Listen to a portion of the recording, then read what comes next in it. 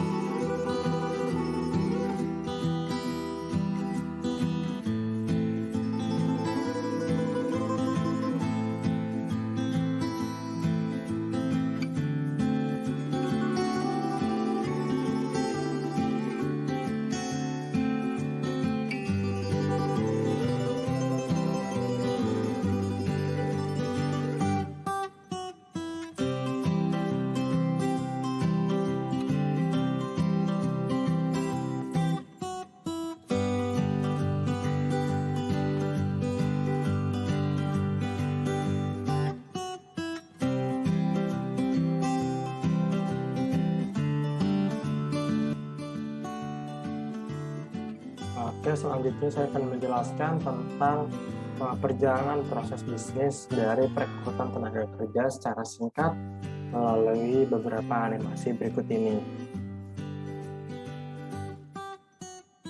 Nah, untuk awal mulanya itu, pertama itu si perusahaan ini mendapatkan pekerjaan dari klien sehingga office ini harus mengirimkan surat kepada HRD. Surat ini itu berisi berita acara dan permintaan untuk melakukan pengecekan kecukupan tenaga kerja untuk kesiapan proses proyek pengerjaan yang akan datang. Nah, lalu setelah mendapatkan pesan dari office yang berupa berita acara dan permintaan pengecekan kecukupan jumlah tenaga kerja, maka HRD ini akan melakukan pengecekan terhadap kecukupannya tenaga kerja yang sudah tersedia di perusahaan, di mana jika memang tenaga kerja ini sudah mencukupi, maka si HRD ini akan mengirimkan umpan balik kepada si office bahwa tenaga kerja ini sudah cukup dan siap untuk melakukan pekerjaan proyek yang akan datang. Namun jika tidak, maka HRD ini akan melakukan rekrutasi tenaga kerja, di mana hal ini itu dimulai dengan membuka lowongan pekerjaan untuk para aplikan, di mana nanti aplikan setelah itu akan mengirimkan surat lamaran dan juga data diri ke perusahaan PT Niarka Jaya Abadi yang nantinya akan diterima dan diolah langsung oleh HRD tersebut.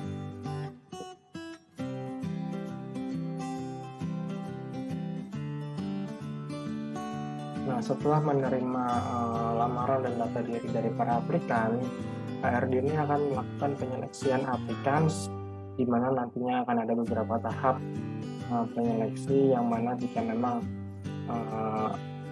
aplikan ini diterima, maka langsung lanjut ke tahap selanjutnya. Namun jika memang aplikan saya ini ditolak oleh HRD, maka HRD akan melanjutkan proses penyeleksi hingga jumlah yang diterima ini sesuai dengan yang dibutuhkan oleh perusahaan untuk mengerjakan proyek yang akan datang nantinya. Nah, setelah berhasil menyeleksi aplikan, HRD ini nantinya akan memberikan pesan kepada office bahwa tenaga kerja yang dibutuhkan untuk proyek yang akan datang itu sudah siap dan siap untuk melakukan pengerjaan nantinya, dan proses bisnisnya selesai. Nah, berikut adalah hasil dari proses bisnis secara singkat yang sudah saya jelaskan di lewat gambaran animasi ini. Sekian hasil pengerjaan saya yang sudah saya paparkan di sini. Kurang lebihnya mohon maaf. Wassalamualaikum warahmatullahi wabarakatuh.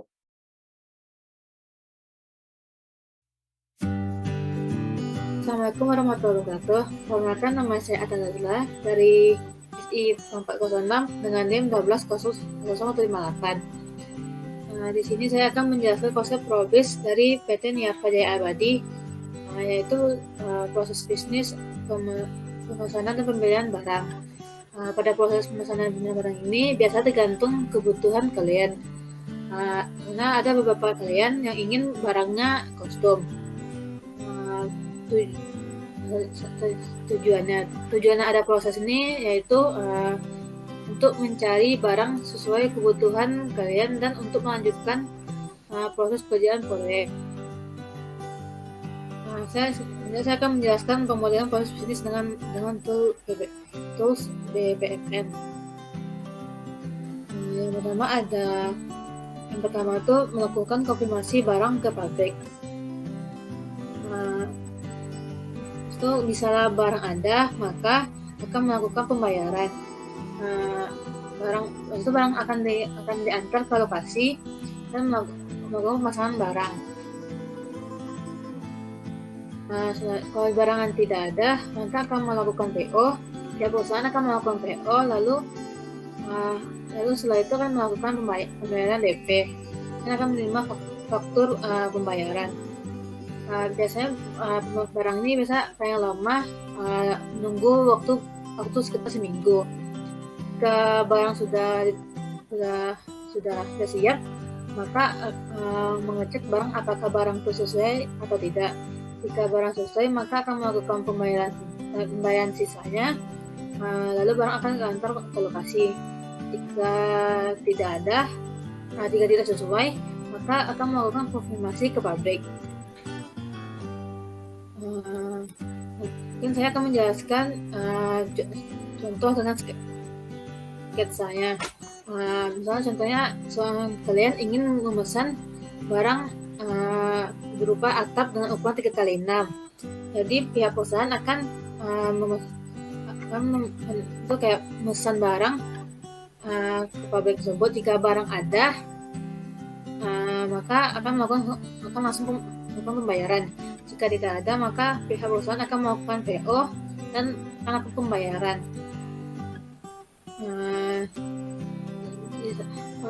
Setelah itu akan menunggu waktu sekitar seminggu dan menerima pesanan. Pesanan tersebut akan dicek apakah pesanan yang tadi itu benar-benar sesuai atau tidak. Jika benar, maka akan melakukan proses pembayaran yang sisanya dan barang akan diantar ke lokasi. Jika tidak, maka akan perusahaan akan mengkonfirmasi ke pabrik. Sekian dari saya. Apabila ada salah kata atau kurang berkenan, mohon dimaafkan. Assalamualaikum warahmatullahi wabarakatuh.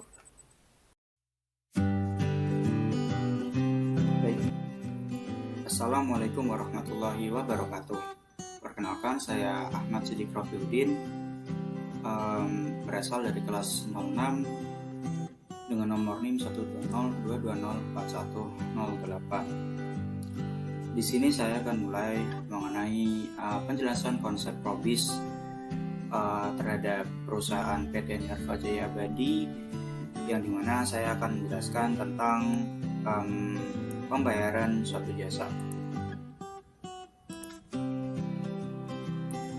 Baik, pada proses pembayaran ini, customer akan melakukan pembayaran pada perusahaan dengan memberikan bukti pembayaran berupa nominal transfer.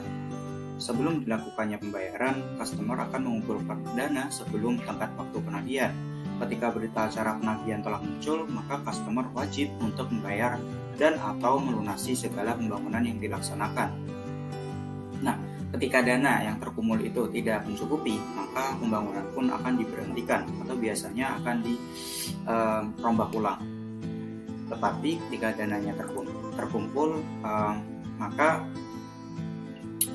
pembayaran dapat dilanjutkan dengan customer dapat mengumpulkan bukti-bukti persyaratan pembayaran, seperti bukti invoice-nya bagaimana, lalu dicetak harganya itu seperti apa, dan nanti akan muncul faktur invoice.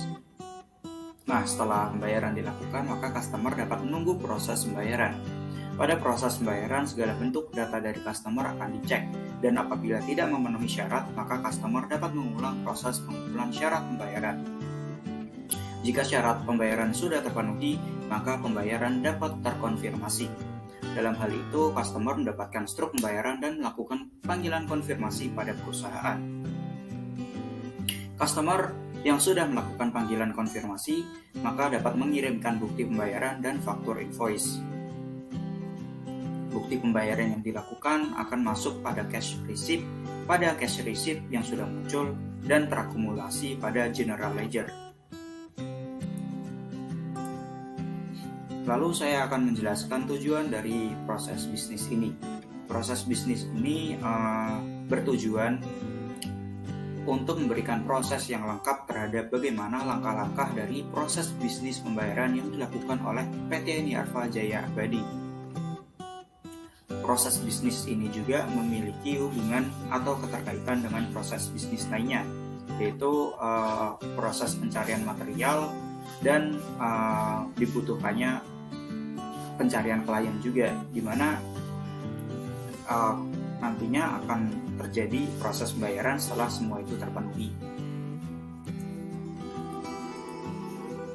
Lalu saya akan menjelaskan penjelasan pemodelan proses bisnis dengan tools BPM.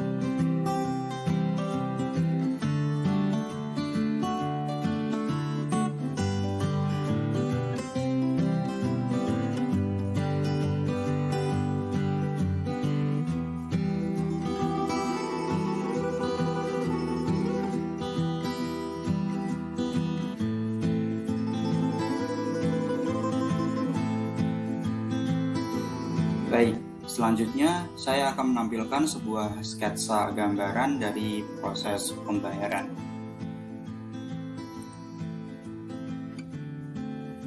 Yang pertama, di sini terdapat customer yang harus mengumpulkan uang dan ditabung untuk pembayaran nantinya.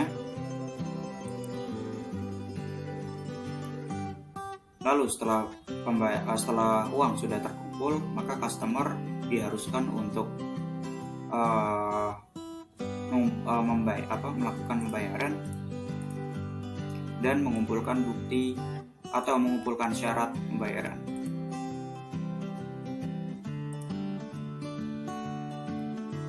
Lalu customer dapat melakukan pembayaran,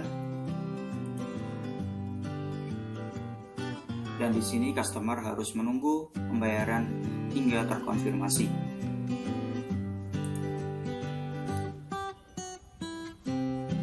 Setelah pembayaran terkonfirmasi, maka customer dapat melakukan panggilan pada perusahaan bahwa pembayaran sudah terkonfirmasi. Dan setelah itu, customer dapat mengirimkan bukti dan mengirimkan faktur, bukti pembayaran dan faktur. Setelah mendapat persetujuan dari perusahaan, maka proses bisnis selesai. Begitu dari penjelasan terakhir proses BPMN milik kelompok kami. Mohon maaf apabila terdapat kesalahan tutur kata ataupun dalam cara penyampaian kami, karena kami sendiri juga masih baru belajar terkait proses BPMN ini, dan mohon maaf apabila terdapat tutur kata yang tidak berkenan di hati Ibu. Sekian, wassalamualaikum warahmatullahi wabarakatuh.